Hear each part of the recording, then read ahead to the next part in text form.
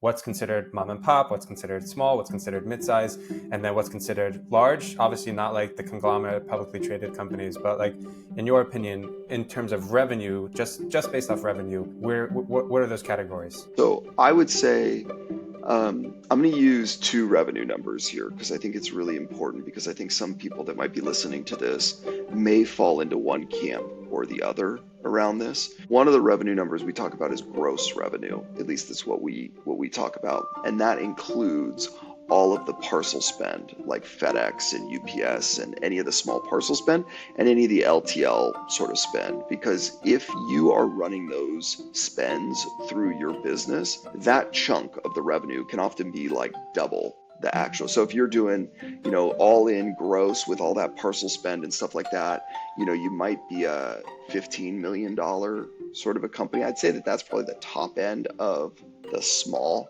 side of the market. The small side of the barbell is all in gross somewhere between 10 to 15 million is probably like the top end of that side. But then on a net perspective, if you don't sell those things, if you're just offering storage and services and that sort of stuff, and maybe the parcel runs directly to your customers, or you have the type of business model that is only doing B2B, it's not doing direct to consumer, you don't have this big parcel spend, net might be more like $5 to $10 million at like net revenue after that parcel spend and FTL sort of spend, or LTL sort of freight spend.